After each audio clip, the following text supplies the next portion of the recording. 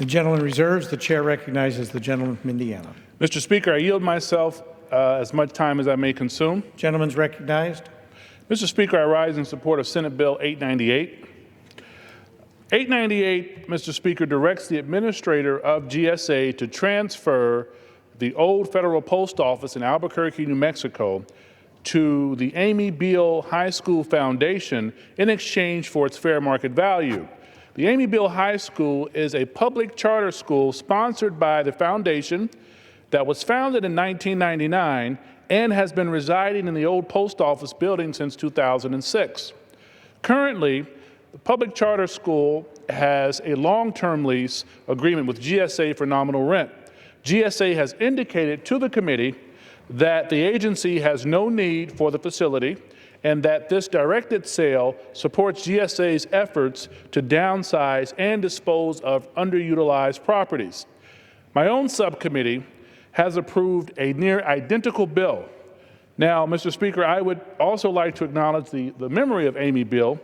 Ms. Beall was a 26-year-old Fulbright scholar working in South Africa when she was tragically attacked and killed in 1993.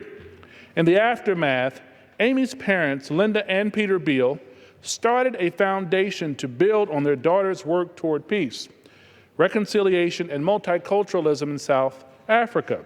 The new school, which is located in New Mexico, builds on this great work. Now, approving this bill to transfer the building at its fair market value will promote Amy's legacy and benefit the taxpayers. I continue to support efforts, Mr. Speaker, by both the committee and the administration to reduce our federal footprint. I support this bill, Mr. Speaker, and I urge my colleagues to approve it. Gentleman, yield back. I yield back. I reserve the balance of my time. Gentleman reserves. The chair recognizes the gentleman from North Carolina. Thank you, Mr. Speaker, and I'd like to thank the gentleman for his support in a bipartisan manner and for reminding us all of the importance of this legacy, not only the vision of why this school was created, but the importance of that mission. And it is certainly a pleasure to work in a bipartisan way with the gentleman, and I reserve the balance of my time. Gentleman reserves. The chair recognizes the gentleman from Indiana.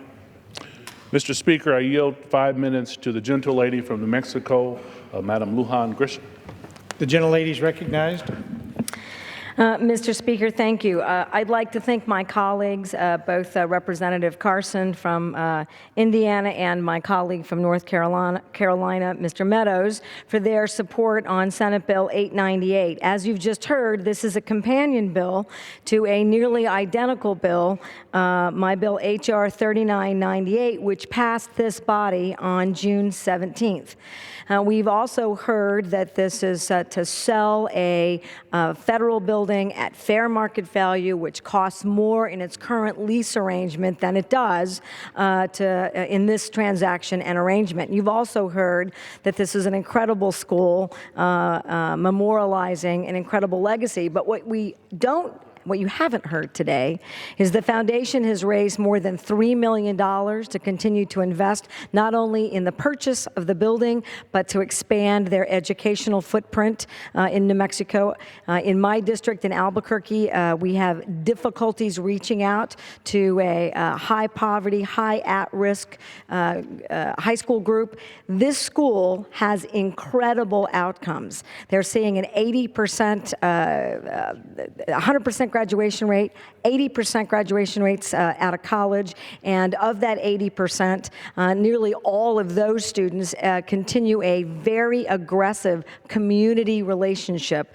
Part of this school's requirement is that not only do you meet your basic high school curriculum, but you have to invest considerably in community work in a variety of nonprofit and charitable work.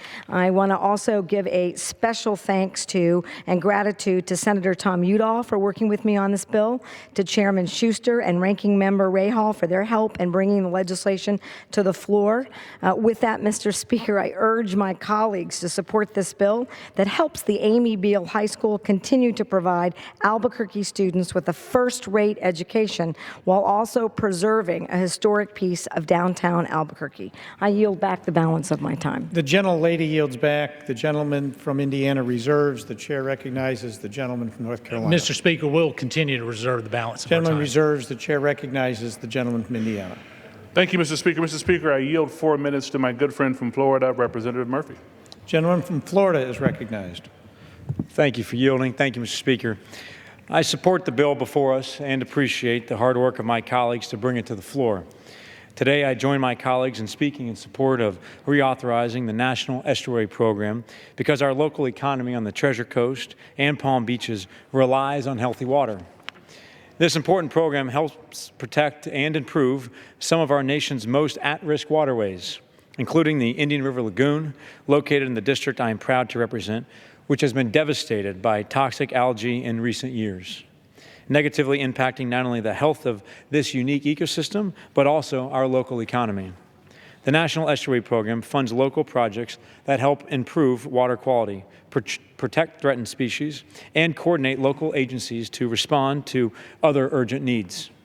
In our own backyard, these projects include wetland restoration, shellfish rehabilitation, freshwater discharge management, and other approaches that benefit the health of our local waterways on the Treasure Coast and across the nation.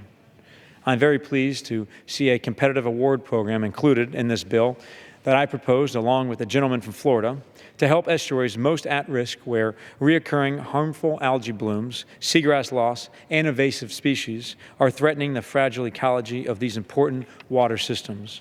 I hope my colleagues will continue to support this effective program, not only because it benefits to sustaining important estuaries across the country, but also due to the urgent need to address the serious problems facing many of these waterways, including the Indian River Lagoon, the most diverse estuary in the United States. Mr. Speaker, I thank the House for coming together and acting so swiftly to reauthorize this bipartisan and cost-effective bill necessary for our country's coastal ecosystems and the economies that rely on their well-being. I hope the Senate will act expeditiously to do the same, and I yield back the balance of my time. The gentleman yields back. The gentleman from Indiana reserves. The chair recognizes the gentleman from North Carolina. Mr. Speaker, we have no additional speakers at this point. We're prepared to close. We'll reserve the balance The of our gentleman time. reserves. The chair recognizes the gentleman from Indiana. Mr. Speaker, I yield back the balance of my time. The gentleman yields back. The chair recognizes the gentleman from North Carolina. I thank the gentleman for his bipartisan effort to make sure that this important piece of legislation gets passed, and I urge all of my colleagues to support it. And with that, we yield back the balance of our time. The gentleman yields back. The question is, will the House suspend the rules and pass Senate 898? Those in favor say aye. Those opposed, no. In the opinion of the chair, 2/3 being in the affirmative, the rules are suspended. The bill is passed, and without objection, the motion to reconsider is laid on the table. Is that it? Wow, not bad. Pursuant to Clause 12A of Rule 1, the chair declares the House in recess until approximately 6:30 p.m. today.